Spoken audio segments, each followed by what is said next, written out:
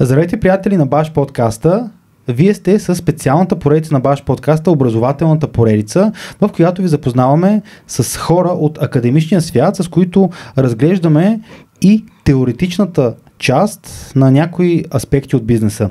Днес мой гост е доцент Любов Илиева, преподавател в Висшето учебно заведение по телекомуникации и пощи. Висше училище по телекомуникации и пощи. Благодаря много за така бързото и бих казал сърдечно отзоваване на моето предложение. Много бързо реагирахме, много бързо създадахме план и вече дори снимаме.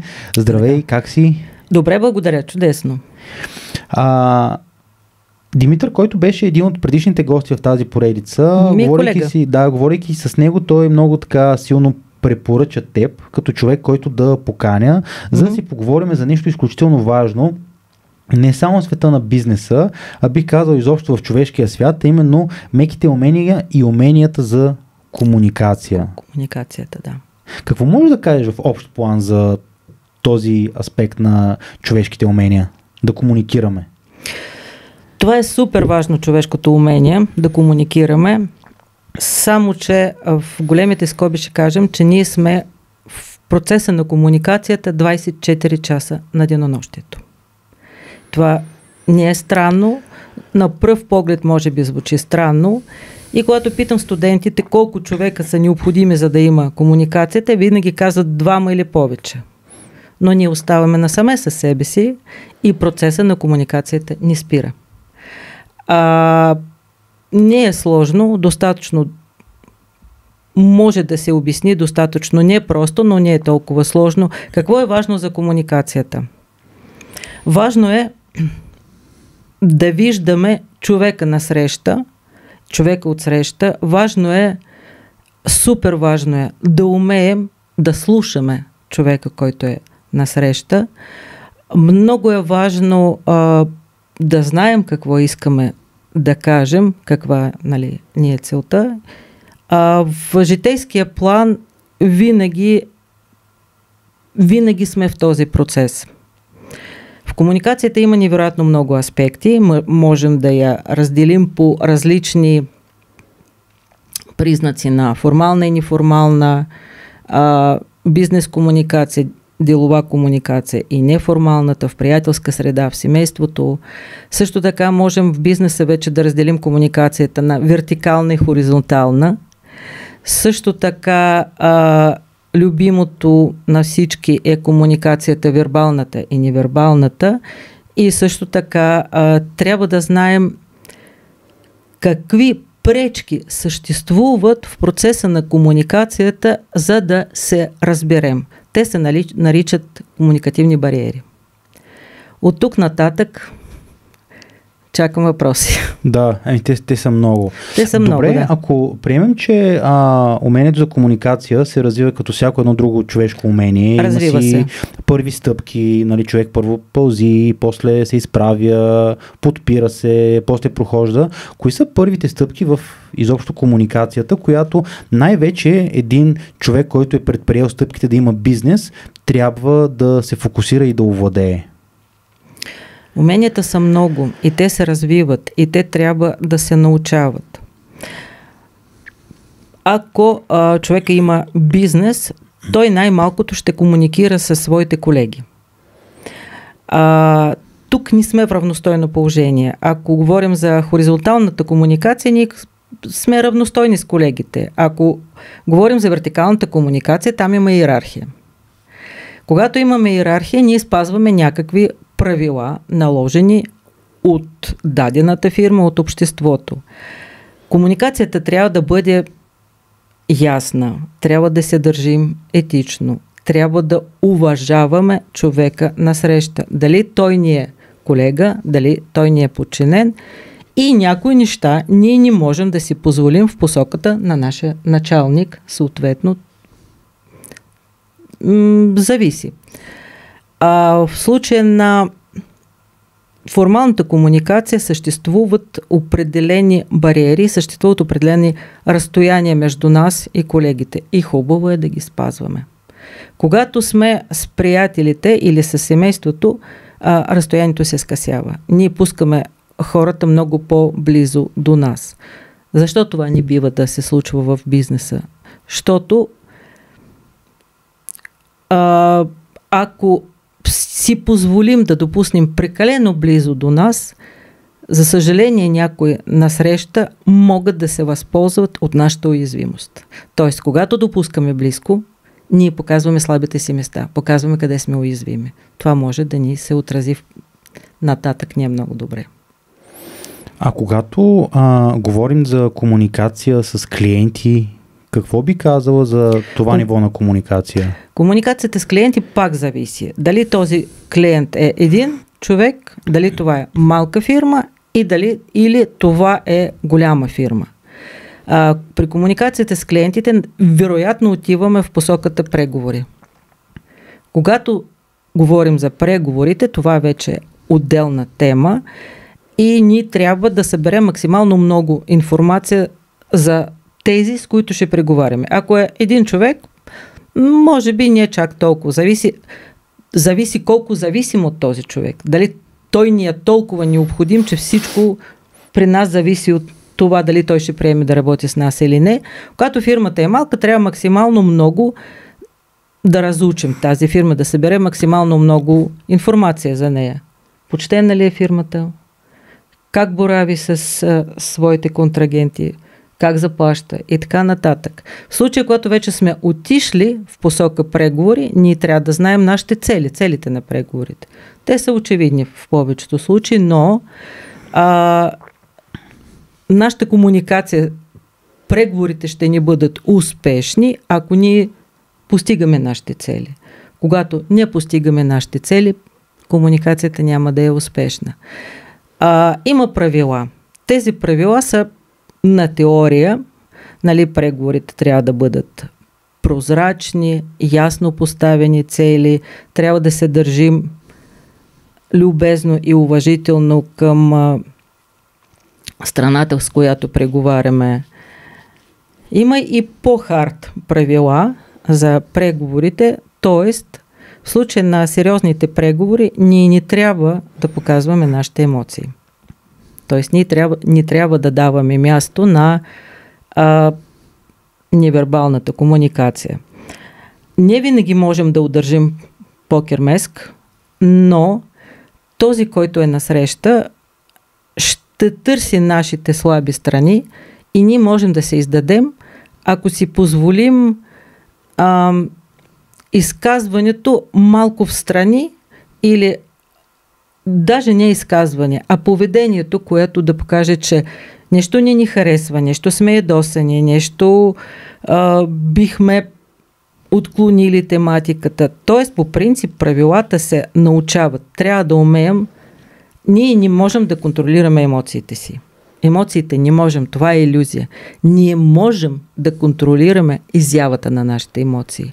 Ние можем да бъдем нервни, гневни, отчаяни, ядосани.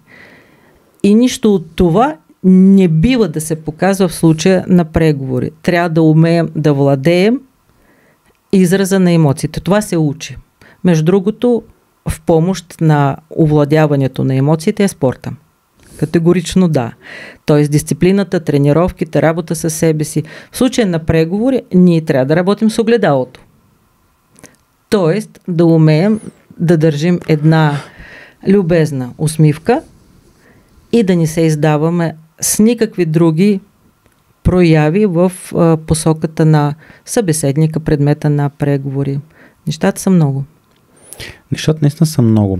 Ако видим един случай, в който тук нямаме по-скоро ситуация на преговори, ами да кажем, ние предлагаме услуга от гледна точка на бизнеса, собственик, и трябва да съобщим на клиента нещо, което хипотетично не би му харесало. Например, промяна на условия, промяна на цена, нещо от този тип, което най-вероятно няма да му хареса. Какво би посъветвал един човек? Има ли така по-мек подход, към който може това да се случи? Много зависи. Не винаги мек подход е решението. Трябва да бъде любезно, но категорично. Тоест, условията се променят. няма място за съжаляваме, не съжаляваме. Ние сме фирма и нашите условия са такива. Поради определени обстоятелства нашите условия се променят. Тук ни трябва да отиваме в посоката да обиждаме човека и да кажем, ако искаш приеме, ако искаш не приеме. По принцип има още един невероятно важен фактор в комуникацията. Никога не трябва да преминаваме на личностите. Даже и много да ни се иска. Хора сме, правим го, нали? Но никога не можем да си позволим да категоризираме човек от среща. Ние можем да кажем, постъпката ти е кофти, нали? Но в никакъв случай не можем да даваме оценка ти какъв си. В случай с клиента същото. Условията се променят. Ние те харесваме и ние те уважаваме като нашия клиент, но нашите условия се променят. Точка. Тук също трябва да се знае, че във всяка една комуникация, всяко наше изказване може да даде вратичка на среща за всякакъв тип изказвания. И в случая не е добре да се стига до конфликтна ситуация. Да, променяме условията. Проблемът е невероятно сложен. В случая на бизнеса е така, но има още един аспект в тази насока, който е невероятно сложен. Медиците го учат. Съобщаване на лоши новини. И това е невероятно трудно. Това изисква много умения да се държиш и е трудно. За всеки човек е трудно. Да. Надявам се, че 20% увеличение в цената на дадена услуга не трябва да се приема това като... не е лоша новина, не. Да, като такова нещо, което в най-лошия случай медиците споделят, но всъщност никога не съм се замислил, че това се учи. Това се учи, но това трудно се учи. Това се минава през, как да кажа, много сълзи, много болка. Това е много трудно. И подходът е различен. Ако владеем сериозно комуникацията от страната на психологията, ние ще потърсим подхода, нали, за да умекотим удара, но това е страшно трудно. Да ни се налага. Да. В така продължение на първия ни разговор имам план, по който да върви самия разговор. Сега ще задам и някои въпроси от това, което сме фиксирали, като всеки един от тях ще провокира други, тъй като комуникационните умения са изключително интересни за мен, предполагам и за голяма част от хората, които ни гледат. Кои са тези умения, които според теб са необходими за извършване на успешна работа? Това е комплекс от уменията. Това е умението. Преди всичко в комуникацията един много важен аспект, трябва да умееш да слушаш насрещната страна. Като слушането може да бъде пасивно, колкото да присъстваш, нали? Но слушането може да бъде активно, т.е. да се стараеш да разбереш какво искат да ти кажат. Това касае както бизнеса, така и нашите всекидневни взаимоотношения и комуникацията. Например, ние често казваме, ти изобщо не ме разбираш, ти не искаш да ме разбереш, така нататък. Когато можем да си позволим, ние трябва да обръщаме внимание в какво настроение на срещната страна и нужно ли е изобщо сега да повдигаме определени теми. Тоест, хубаво е да умеем да усетим кога, каква тема може да бъде повдигната. Да, трябва да се изразяваме коректно, конкретно, прозрачно и адекватно. Трябва да говорим на езика или на езика на бизнеса, или на езика на определената възраст. Тоест, ако аз обяснявам някаква тематика, аз трябва да подбера изразните средства. Едни, съответно, за тинейджерите, другите за академичния състав и съвсем трети ще бъдат, примерно, ако ми се налага да говори с един много възрастен човек. Не малко важен фактор е уважение към събеседника и към това, което прави той. Вчера един студент ме попита, Вие говорите за уважение към насрещната страна. Какво да направя, ако някои действия и постъпки на моя състудент ми карат да не го уважавам? Какво правим в този случай? Стараем се да се сдържим. Да, нали? точно Тоест, тук не влизаме в конфликт. Не само. Тук е финната комуникация. Значи ние май преминаваме в посока вербална и невербална комуникация. И веднага да кажа, че ние сме хора и в нас има една много голяма съставка, а именно емоциите. ChatGPT няма емоции. И той няма този аспект на невербалната комуникация. Когато разделят и надробяват на вербалната, питам, какво е това невербална комуникация? Мимики и жестове. Много добре. Хората, глухонемите хора, говорят на жестомимичния език. Това вербална комуникация или невербална? Разбира се, че е вербална. Невербалната комуникация е всичко, което излъчвам аз.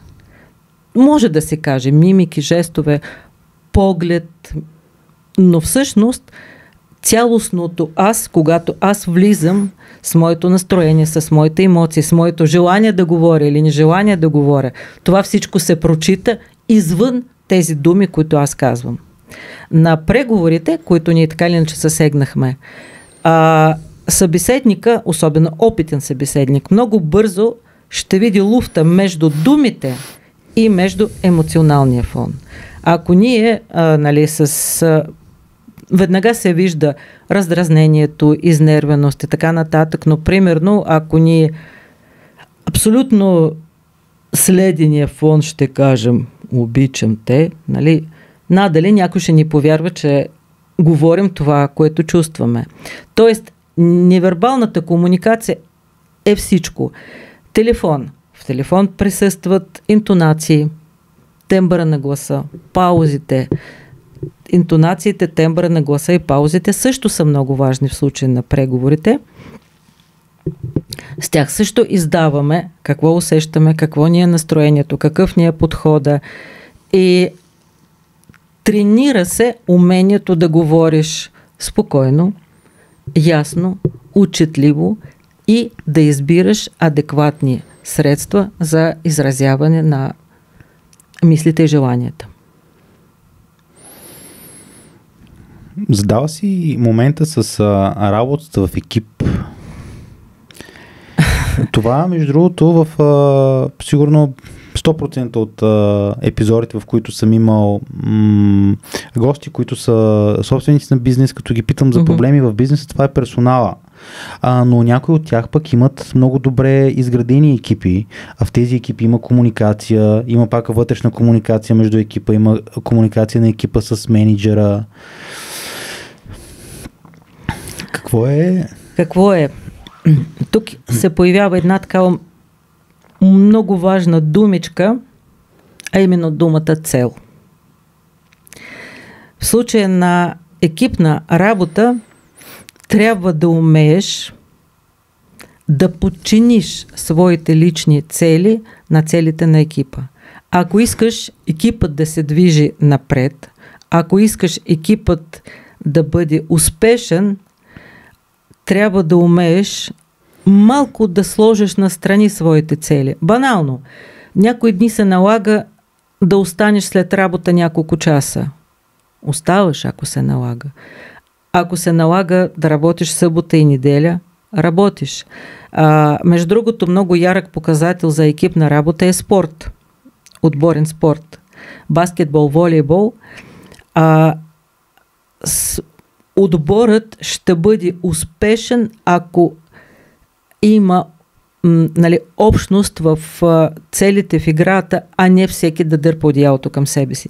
Когато всеки от участниците иска да покаже себе си, глупаво и така грубо да кажем, гледайте колко съм велик, няма да стане. В случая на екип е огромната роля на менеджера или на лидера.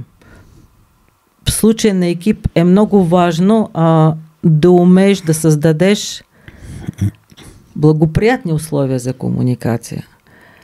да няма интриги, да няма такива много сериозни конфликти. Да, всеки от нас носи в себе си своят характер, темперамент, идеи, възможности и трябва да се умееш да ги напаснеш, не да ги овладееш, нали?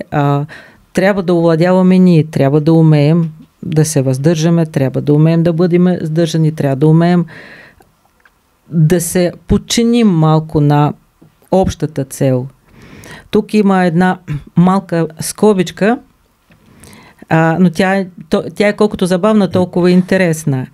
Една много важна част от комуникация в екипа са клюките. Клюките, ако менеджер е опитен, той трябва да слуша клюките, защото клюките показват общото настроение на, особено ако екипа е малко по-голям.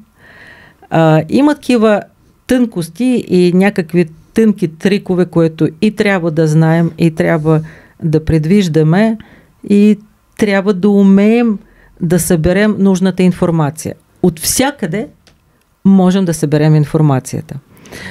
Когато говорим за работа в екип и от страната на комуникацията, пак говорим за опитен менеджер или лидер и пак се връщаме към изслушването. Всеки може да има интересна идея. Всеки менеджер, който иска да бъде успешен, бива да изслушва всички. И през своята цетка да пресява информацията и да взема това, което му е нужно. Тук има още един такъв майтап. Аз питам студентите, в тази зала има един много важен източник на информацията. Какъв е той? Не се сещат. Кофа за буклук е важен източник на информацията. Абсолютно, можеш да видиш какво има вътре. Ти виждаш какво има вътре. Ти виждаш, че върху тази чаша за кафе има това червило, кой е бил тук. Ти виждаш какви цигари са пуснати, ти виждаш какво кафе е пито. Това може да се събере цял сценарий на това, което се е случвало. Тоест, ние имаме информация навсякъде, но за мен в екипната работа, т.е. не само за мен, в екипната работа е умението да подчиниш своите цели на целите на другите и умението, комуникативните умения. Нерваците много бързо се издават. Тези нерваци, които не умеят да се владеят, не е окей. Хората с грубото поведение също не са окей. Тук естествено, че ние ще видим, че различни типове хора са пригодени за различен тип работа. Интровертите са компютърджи. И ми казват студентите, че интроверт е IT е почти едно и също. Хората, които са по-екстравертни и лесно комуникират, тя ги пращаме на преговорите, но ги предупреждаваме докъде могат да издават вътрешната информация. Какво могат да кажат и какво не могат да кажат. Също така една флегма няма да можем да я сложим да изпълнява някаква бърза работа. Той ще седи там нещо прави. Огромен проблем е, когато фирмата е голяма и когато трябва да съберем хората в едно помещение, хората, които ни се понасят, не можем да съберем. Беля ще стане. Ще има взривове. Там вече е тънко пипане, Кой с кого можем да съберем, за да бъде окей. В една стая. Това цялото нещо е... голяма наука. Да, и обработка на доста информация. Трябва доста данни да се знаят. Комуникацията по принцип е много сложен процес и този процес включва в себе си предаване, приемане и обработване на информацията. И това е супер важно, защото ние не си даваме сметка колко е сложен процесът на комуникацията, защото в нашите глави мислите не са облечени в думи. Мислите имат по-скоро формата на образите. А когато трябва да кажем нещо, това, което ни е в главата, трябва да облечем в думи. И нашия мозък в този момент провежда много сложна дейност, а именно кодиране. а ние не си даваме сметка колко сложно е това. Човек насреща, неговия мозък декодира. Ние общуваме с помощта на телепатията. Ние общуваме с помощта на думите и невербалните сигнали, които не се свеждат само към мимиките и жестовете, а се обхващат цялостното ни излъчване. Една неуместна усмивка, едно неуместно хващане за главата, което и на мен ми се случи веднъж, ни издава тотално. Тоест, ние издаваме нашия емоционален фон, който показва нашето отношение към предмета на преговорите, към партньора и нашите идеи всъщност, нашите планове.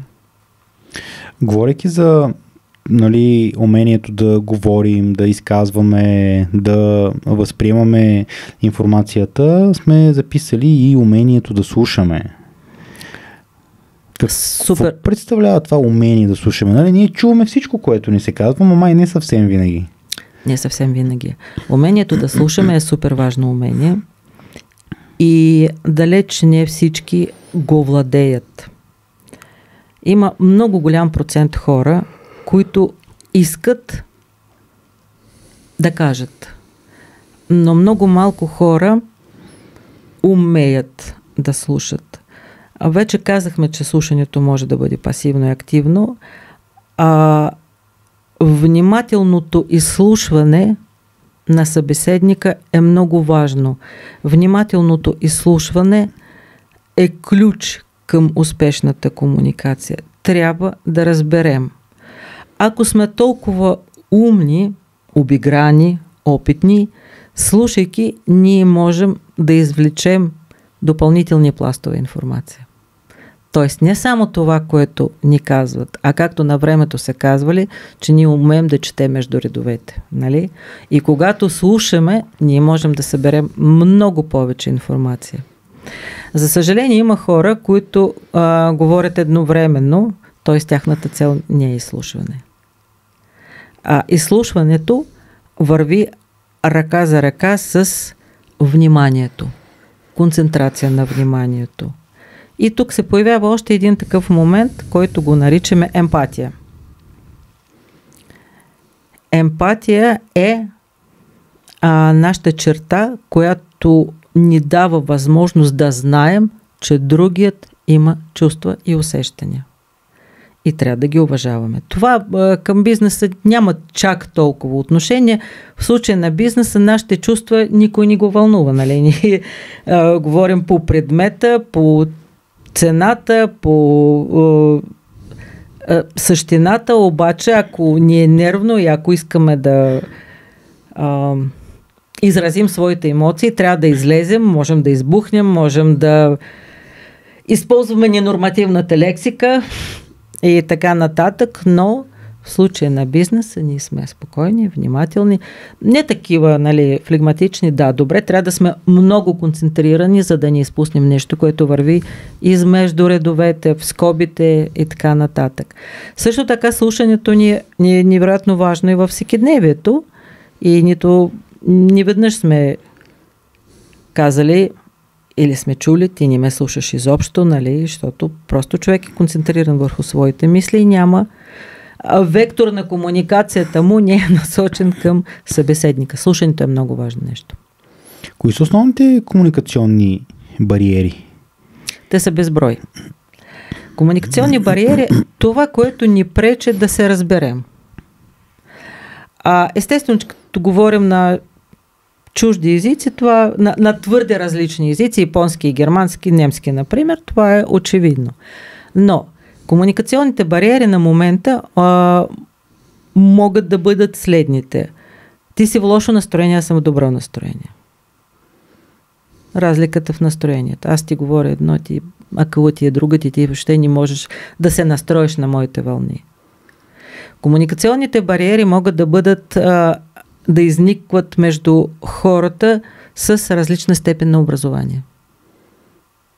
Различна степен на образование или интелект? И двете. Не е казано, че човек без висше образование е глупав. В никакъв случай. Ако той има желание да разбере, да навлезе, естествено, че той ще го направи. Но чисто вербално, ако аз тръгна да говоря с едно 10 годишно дете, използвайки много сложни термини, ние никога няма да се разберем. Тоест, аз трябва да знам неговото ниво на образованието, компетентно, за да мога да намеря съответни думи, изразни средства. Нали? Ако аз говоря в академичната среда, там мога да си позволя да използвам академичната лексика, по-теоретична лексика. Също така, за съжаление, комуникативни бариери са между хората, които са на различни социални нива. Тук да давам обяснение. Разбира се. Аз предполагам какво искаш да кажеш, но да го кажа в прав текст. Да.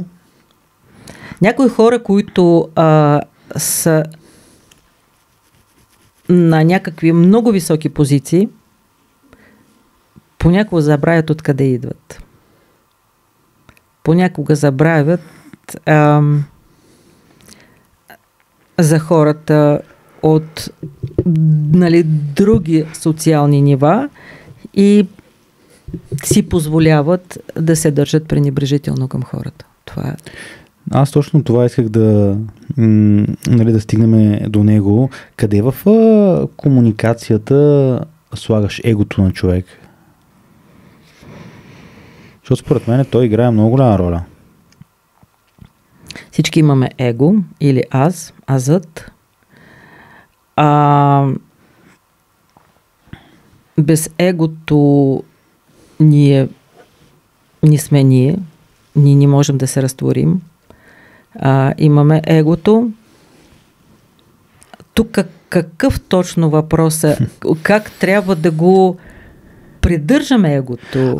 Примерно, да го използваме сега, защото в крайна сметка това, което знаем, че егото до голяма степен си ни съхранява. То се сформира по определени начини, има си определени етапи от живота ни, които обособяват нашето его да бъде такова каквото е, но в някакви моменти то трябва да бъде на заден план. Да бъде не адресирано, а възпитавано. Контролирано. Контролирано, да. Егото е много важно нещо и егото може много да попречи. Ако сте собственик на малък или среден бизнес, Баш подкаста е вашата сцена. Тук не просто представяте вашата услуга или продукт, а представяте себе си. Човекът, който стои зад историята, зад бранда. Човекът, който има визията, който извършва труда и който случва нещата във вашия бизнес. Подкаст е платформа, която остава във времето. Подкастът може да се използва за маркетинг и за представяне на вас и вашата личност в перспектива. Участвайки в подкаст, оставяте следа, която ще работи дълго време за вас. По този начин вие си създавате възможност за създаване на нови партньорства и реализиране на нови клиенти. Ако виждаш смисъл в това и искаш да представиш себе си и своя бизнес, пиши ни на имейл bashpodcasta@gmail.com и ние ще се свържем с теб и ще обсъдим как твоето участие в Баш подкаста може да стане реалност. Да ти дам пример, да кажем, тъй като един друг много интересен начин на комуникация създават напоследък социалните мрежи, където, например, да кажем, ето в случая, в който да вземем мен за пример, аз съм човек, който създава съдържание на различни социални медии, съдържание, което е свързано с моя бизнес, с хранене, тренировки и така нататък, и много често отдолу се появяват хейтъри. Хейтери, които директно биват груби, вулгарни, обиждат, или хора, които без да имат каквато и да компетенция решават да подлагат под въпрос твоята експертиза, твоите умения, и ти трябва да се събереш и да дадеш един адекватен отговор. Най-малко да бъде културен и така нататък, защото ти, бидейки авторитета, да кажем, в тази социална мрежа, ти не можеш да си позволиш да говориш на техния език. Момент, ако ти се занимава с тях. Първо, че ти можеш да ги пренебрегваш. Да. Хейтерите. И понякога пренебрегването действа много по-изтрезняващо и много по-ефикасно, отколкото отговор. тук е и до възпитание, и до културата, може би и до егото, да, но хейтера какво иска? Да се покаже колко е велик? Или какво? Или да покаже ти колко не си. Колко ти не си. Да. Сега, първо, че не може... Тук са няколко момента. Първият момент. Ти не можеш да очакваш, че целият свят ще те харесва. Категорично да. Второ, социалните мрежи, блогърство и така нататък, те са създали определена комуникативна среда и опитните блогери, те казват, че са преминали през този етап, когато са обръщали внимание на всеки хейтер. Защото това е обидно най-малкото. Нали? Някой там излязал и почва да изразява своята омраза де-факто към тебе. Това е много негативна и неприятна енергия. Аз бих казал, що ще се хабиш да им обръщаш внимание. Нали? Зарежи ги.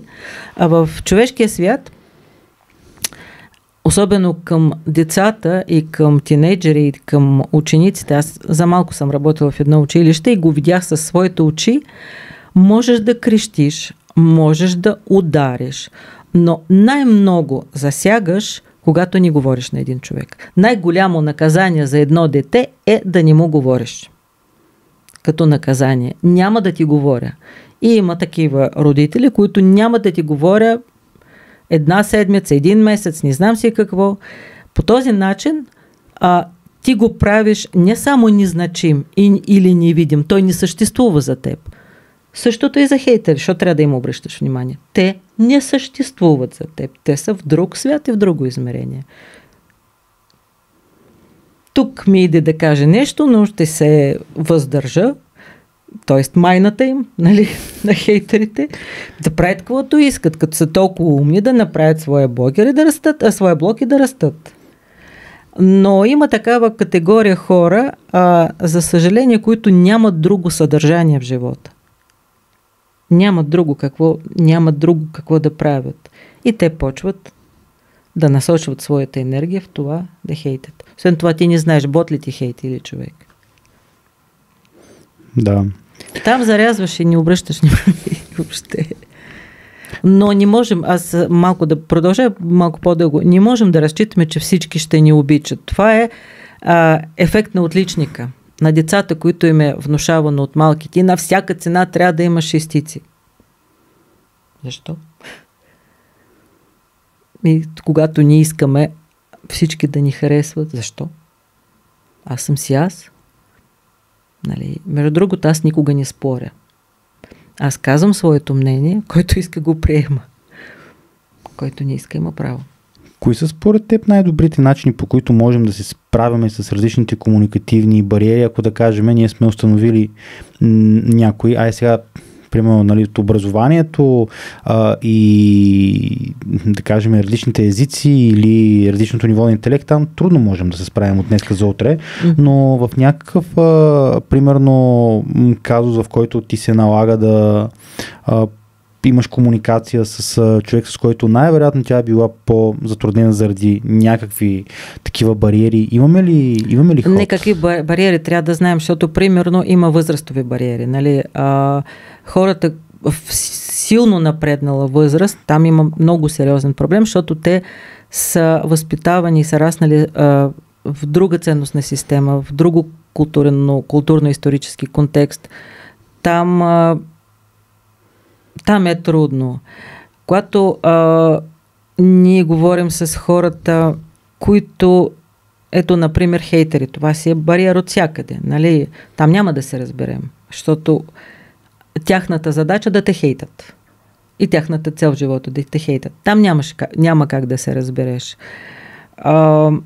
Има още един казус, той може би не е подходящ за случая, но за мен е огромен проблем. Моето поколение, ние не сме възпитавани да умеем естествено да се държим хората с сериозни здравословни проблеми. С инвалиди. Там проблемът е следния, че когато говориш с тях, на твоето лице не трябва да се изписва съжаление, а ти не трябва да се възприемеш като вижте какъв съм герой, говоря с човек, който има. И това за мен е трудно и се старая, но си ми е проблем. Ако човек е тръгнал срещу мен с негативна нагласа, аз отстъпвам. Просто ако мога да си позволя, се старая да деликатно да се измъкна. В университета самата специалност, която преподаваш... Предмет. Комуникативни и презентационни умения. Да. Какво представлява един изпит там за студентите? Какво искаш от тях те да успеят да развият? При мен не е изпита, тъй наречена текуща оценка. За мен е много важно активността на студентите по времето на часовете и ние тренираме такива умения, като да умееш да формулираш въпрос. Защото е много трудно да зададеш адекватен въпрос. Да. Нали? Даже ще ми е интересно да ми дадеш пример. Само че не е студентска среда, една конференция, където има категория хора, възрастни професори, които искат да чуят само собствения си глас. Те задават въпроси и отговарят на него в рамките на 40 минути. Примерно. Студентите, обръщаме им внимание на това, че те трябва да зададат въпрос така, че аз да виждам, че те искат да получат отговор. А за да зададеш хубаво въпрос, аз съм писала 6 за добре зададен въпрос. При по-сложни случаи, защото за да зададеш хубав въпрос, ти трябва да владееш тази материя. Можеш да зададеш претенциозен, глупав въпрос, ни в клин, ни в ръкав. И то се вижда, че той ни в клин, ни в ръкав. Колкото да зададеш. Но хубав въпрос е тогава, когато той показва, че ти знаеш, нали, за какво говориш. И т.е. въпрос предполага умението да слушаш, умението да анализираш материала, да знаеш и да знаеш какво искаш да получиш в качеството на отговор. Преговорите. Трябва да задаваш въпрос, на който искаш да получиш отговор, който да ти даде нужната, търсената от теб информация и да постигнеш своите цели. Това не е винаги възможно. Трябва да си наясно с материята, в която се потопил. Трябва да си наясно. В случай на преговори не само трябва да си наясно в материята, но трябва да си наясно кой е отсреща. И коя фирма, и какъв човек. Аз съм участвал в едни невероятно сложни преговори, с един непробиваем чичка, който имаше огромно желание само да ни закопае. И беше невероятно трудно, защото ми се наложи, с мен бяха 3 студенти и ми се наложи няколко пъти внимателно и спокойно да повтарям едно и също. Нали, спокойно, но категорично. След това там кафето и нали, изблик на нервите, вече като излезеш, но когато ти си в такива трудни преговори 2 часа и половина, след това трябва някъде да избиеш енергията. Трябва да избиеш раздразнението и това напрежение, което ти се е натрупало. Това е важно. Тук е спорта. Или Витоша. Нали? Трябва да имаш ресурс, който да възстановиш загубените сили. Нещо друго интересно, което студентите учат в... При мен? Да. При мен ние учим много интересни неща. Започваме от комуникацията и в един прекрасен момент става ясно, че ние сме хора. Че ние не сме чат GPT, че ние не сме машина и всеки от нас има характер, темперамент, предистория. Всяка история си има предистория. Студентите учат точно това, което преди малко говорихме. Тази категория, която всъщност въвежда Фройд, егото, и от него тръгва тази теория. Егото е азът. Но в концепцията на Фройд, който е много велик човек, той е лекар по образование и той е направил невероятно много неща за и медицината, и психология, защото този човек е казал, че няма само соматични проблеми, а има психосоматични проблеми и по този начин той е спасил хиляди жени от много зверска операция. Хистерия. Нали? На гръцки хистерия матка. И в случая, когато жените са признавали, че имат хистерия, са им махали матка. Фройд е този, който спасява хиляди жени от тази зверска операция. И Фройд казва, че всеки от нас има усещането за себе си, егото или азът. Супер его или свръх аз, това са социалните норми или правила, които ни се диктуват отгоре. Но в системата на Фройд там е малко по-сложно. И именно тези социални норми създават определени ограничения, които пречат на аза да покаже много неща. Също така Фройд въвежда трета категория, трето понятие, то се нарича ид или сянка. И това съдържание на нашата психика, което заради и социалните норми, и заради другите неща, ние бихме искали да скрием дори от себе си. Всеки от нас се срамува от нещо. Всеки от нас иска да не се е случвало нещо. Ние имаме няколко глобални страха в нашия живот. Най-големият ни страх, който форматира нашия живот, е страх от смъртта. И има една цяла област на психология, танатопсихология, която се занимава с този проблем.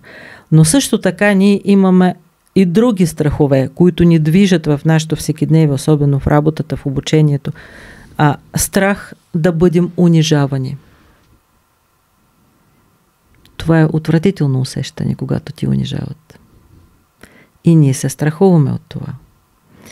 И това е много такъв ключов момент, много принципен момент. Аз го усетих с цялото си аз, когато работих в училище. Ако искаш да похвалиш един човек, похвали го пред всички. Това ще повдигне тонуса и на него, и на другите. Когато искаш да го накажеш, извади го за ръка навън и насаме му кажи всичко, което би искал да кажеш. Но ако искаш да го унижаваш, накажи го пред всичките. Това е отвратително усещане. Има и други неща, от което ни е срам, неприятно. Най-вече срам.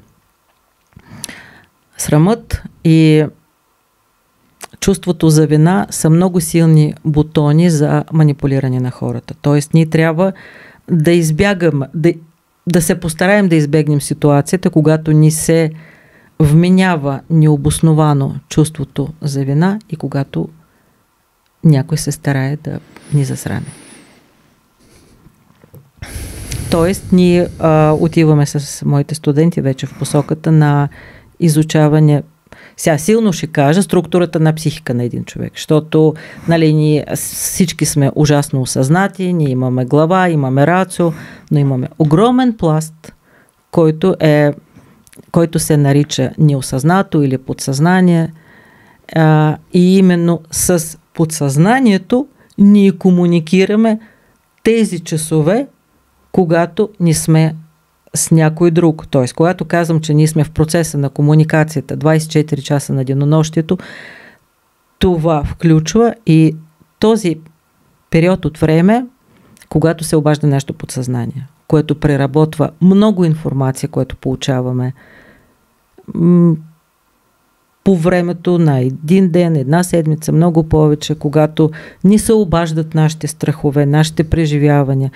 В тази посока отиват и съновидение. И когато нямаме друг начин да изпуснем парата, тогава и сънуваме кошмари, които действат като боксовата круша, позволяват ни да изпускаме парата. Ние се страхуваме от тях, но всъщност те имат терапевтична функция. Те изпускат напрежението, което ни се събира. Тоест ние говорим с тях и за структура на личността, и нататък вече отиваме в посока на такава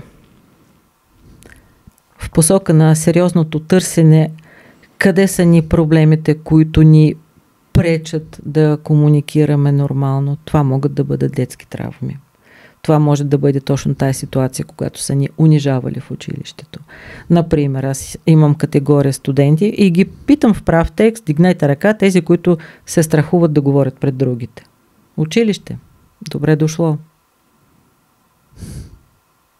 Нали, дигаш ръка и ти разнищват и ти унижават пред целия клас. Това остава нататък за цял живот. И на мен ми се е случвало. Може ти би си го преодолял.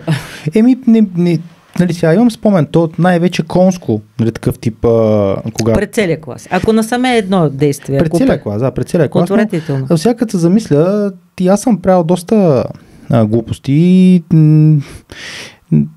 не знам, в някаква степен е било неприятно, от друга степен пък след едно конско идва второ, после трето, после пето. И вече ставаш нечувствителен към тях, да, вече нямат въздействие. Нямат въздействие и може би си мисля, не знам колко са ме и травмирали, защото в крайна сметка аз, нали, едно от неща, за мен е в моята гимназия училище винаги било много скучно. Аз сравнително лесно си изкарвах оценките, винаги успеха ми бил между 4 и 56, с сравнително малко усилие, винаги съм успявал да видя как работи самата система, в която съм бил. Първо ти пишат едни оценки първите няколко месеца, иска да имаш 3 оценки, ти като имаш 3 оценки, почва да изпитва тези, които нямат оценки. Това като си сложиш... Хващаш им цаката и почваш... Да, и това, нали, до последно беше така. И аз винаги съм имал, дори аз, моята клас на 9 и 10 клас ме беше пращала при... как се водеше? Психоложка. Да, училищен психолог. Да, хора съм при училищен психолог, които се опитваха по някакъв начин да намерят някакъв невероятен, не знам, проблем в мене. Аз откровено им казах, че ми е скучно. Просто на мене ми беше скучно и когато, нали, влизат преподавателите и примерно аз се закачам, аз момиче, аз момче, или, защото тогава нямахме телефони, или примерно се целим с топчета или каквито други неща се сетиш сме правили, някак си проблема е бил, че имах висок успех. И това същевременно не даваше много голям ход. Дразни учителите, защото хем лошо се държиш, хем, нали, на учителя, сега още неща ще кажа, на учителя винаги е по-лесно с по-послушни деца, а сложните деца представляват проблем, но от мой опит аз знам, че с по-сложните винаги е по-интересно. Те знаят повече. Един учител не винаги добре се справя в тази ситуация. Винаги има учители, които могат да го направят и обичат децата да бъдат сложни, да знаят много и да търсят много, но това е много енергоемко. Нали? Сега тази тема ще я малко ще заобиколим. Въпросът е такъв, че наистина унижението си е проблем. Но аз по-скоро бих причепил от една част от разговора през призмата на човек, който иска да стартира бизнес и да кажем ще предлага услуга или ще работи с клиенти, ти ще имаш ежедневна комуникация с на брой хора, които не познаваш. Невероятно различни. Невероятно различни при това. До голяма степен, според мен, голяма полза би била за самия предприемач, той да познава в общ план перфектния си таргет клиент. В каква степен са проблемите на този човек. Защото аз през годините, например, аз в началото, когато започнах да работя с хора, изключително се ядосвах и не съм се карал с клиенти, но по-скоро може би съм нервничал от гледна точка на това, че някой да при мен и не си спазва хранителния план. Защото той да при мен и ми казва, да кажем, при нас искам да отслабна или аз искам да кача килограми. Обаче същевременно ти му даваш хранителен план и като го питаш какво става и той ти казва, аз не го спазвам. И ти почваш да се дразниш. Значи тук той не уважава твоя труд. Затова им беше въпроса с егото. Разбираш ли, защото в един момент човека идва при тебе за помощ, ти му я предоставяш, но той не спазвайки нещата, които ти си му дал като препоръки, той все едно не те зачита като... Не, той е мързелив и недисциплиниран. недисциплиниран. Не го отнаси... Тук, не лично. Не лично, но знаеш, тук не трябва да поставяш акцент върху себе си, той не ме зачита. Този човек просто е мързелив, недисциплиниран и той иска да стане така. Той не иска да полага усилия и да спазва дадения му план. Защото този план е работа, ограничение, нали? Тук не е толкова до егото. Това просто един човек, който айде да мине, нали, там да отслабна, да кача килограмите, но трябва всеки дневен труд, всеки дневна тренировка и спазването на хранителен режим. Това ми е, нали, перфектно ясно. И това е усилие. А той иска да постигне всичко това без усилие. Тоест не го отнася, че той засяга тебе. Не, той просто... С времето успях да се науча, но първите години ми беше много трудно и съм имал проблеми с дори първия ми шеф в Варна, който ме е викал, нали, примерно той имаше много добри комуникационни умения, той винаги така се ме викаше на саме, така започваше с Марто, виждам, че има проблем. Да. Нали, така... И това са меките умения, нали? Да, и аз го усещам, че ме работи. Същевременно знам, че е прав за това, което ми казва. Същевременно обаче не ми е никак лесно да го променя това нещо. С годините се научих и вече, имайки, нали, собствена зала, регулярно ми звънят хора, които имат запитвания, които идват, сядаме на разговор. И аз вече до голяма степен знам техните страхове и когато ги адресирам преди те да ги кажат, те вече започват да се отпускат, започват да виждат, че аз познавам техния проблем, че най-вероятно ще успея да им помогна, гледам да свалям напрежението. Да предразположиш. Да. Обаче това нещо идва с много нерви в началото, тук не съм го правил така. Връщал съм. Един път влязах в съблекаването в залата и върнах на една жена чантата с 10 лева от рецепция и направо и казах хубав ден. Направо се изгоних от залата, после шефа ме вика и ме пита, нали, какво правим? Така не може. Не, така не може, но хора сме и това трябва да знаем, че сме хора. И тук има един още много важен фактор. Трябва да умеем, трябва да си позволим да правим грешки. Трябва да си дадем разрешение да правим чат-пат грешки. Учим се от тези грешки. Не трябва една и съща грешка да повтаряме, нали? Но правих тази грешка преди много години, после я поправих. Имаше една чисто момчешка група, вече във висшето училище. Идваше един, който ми разбутваше абсолютно всичко. Започва да се блъскат, като 6-ти клас, нали? И не издържах и викам, ще ти пиша тройка, само не ми влизай в часовете.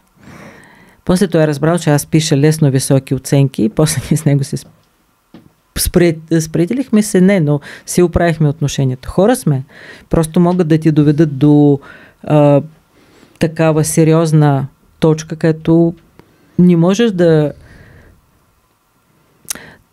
Там е работа, че трябва да се възпитаваме така, че дори в случая на провокация, дори в случая на точката, която ни изнервят, трябва да умеем да владеем себе си. Нали? Това е действително много трудно и не винаги е възможно. Сега, техники от сорта дишай дълбоко, нали, брой до 10, стискай ръцете, а така и се издаваме вече. Това вече е невербална комуникация. Нали, човека насреща вижда, че ти едвам се държиш и той продължава да ти чопли, както мой мъж, който ми казва, ти си като тенджера под налягане, ти си да кипнеш, нали, но да. Има още един трик, също много важен трик. В случай с клиенти особено. Можеш да водиш много разгърнат вътрешен монолог, но отвънка трябва да си спокоен, любезен и уверен. Има още едно важно умение, което за мен беше невероятно трудно. Трябва да умееш да казваш не. Включително на клиенти. Ти ме изпревари така един от последните въпроси, които искам да ти задам, това е умението да поставяш граници. Супер важно умение. Супер важно умение. И в умението да поставиш границите, ти уважаваш себе си. И не допускаш хората, които искат да ти се качат на главата, в прав текст го казваме, искат да ти наранят. И умението да поставиш границите е супер важно. Да, аз съм до тук. И в това умение също влиза умението да кажеш не. Не е не.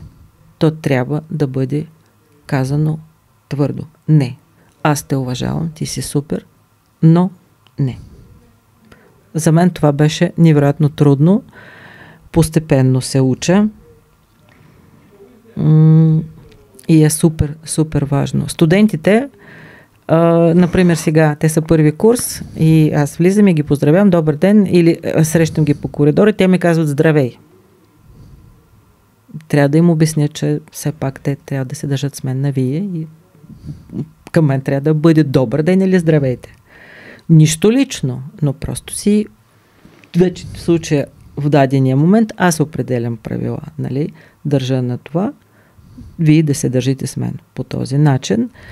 В училищната среда е съвсем по друг начин, но с студентите, които вече са дошли във висшето образование и първите ми думи, аз им обяснявам, че тук няма обращение госпожо, господиня, а тук е обращението на званието или длъжност. Нали? Доцент, професор и така нататък. Главен асистент при нас, преподавател, но няма това неуважителното отношение. Нали? Здравей.